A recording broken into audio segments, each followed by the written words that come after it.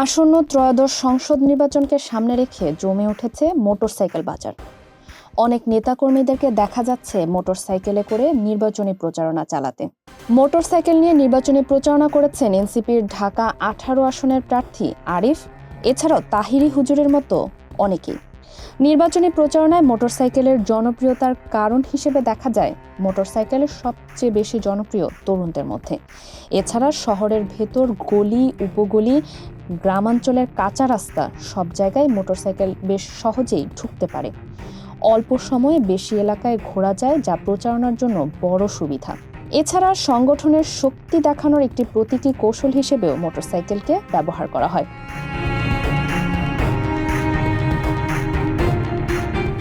পাশাপাশি ব্যস্ত নগর জীবনে যাতায়াত ও কর্মসংস্থানে মোটরসাইকেল হয়ে উঠেছে গুরুত্বপূর্ণ বাহন।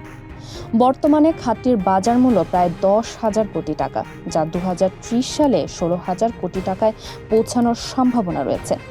খাত সংশ্লিষ্টরা বলছেন, উচ্চ সিসির সীমা শিথিল, স্থানীয় উৎপাদন বৃদ্ধি ও অর্থনৈতিক স্থিতি ফেরায় বিক্রি বাড়ছে। তবে টেকসই কর সুবিধা, নিবন্ধন ব্যয় কমানো ও নীতিগত সহায়তা পেলে বাংলাদেশ মোটরসাইকেল রপ্তানিতেও এগোতে পারে।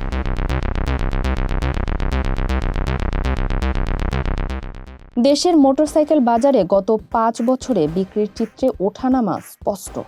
বাজার সংশ্লিষ্টদের তথ্য অনুযায়ী 2021 সালে 6 লাখের বেশি মোটরসাইকেল বিক্রি হলেও 2022 সালে তা আরও বৃদ্ধি পায়। তবে ডলার সংকট ও উচ্চ মুদ্রাস্ফীতির প্রভাবে 2023 সাল থেকে বাজারে ধস নামে। সেই বছর বিক্রি নেমে আসে প্রায় 4 লাখ ইউনিটে, যা 2024 সালে আরও কমে 3,95,000-এর ঘরে দাঁড়ায়।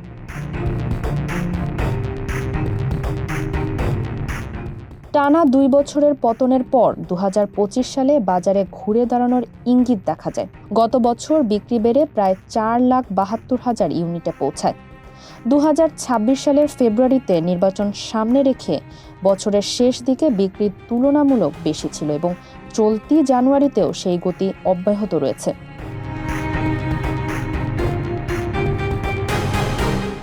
তবে বিআরটিএ সূত্র জানায়, বিক্রির তুলনায় নিবন্ধনের সংখ্যা কম।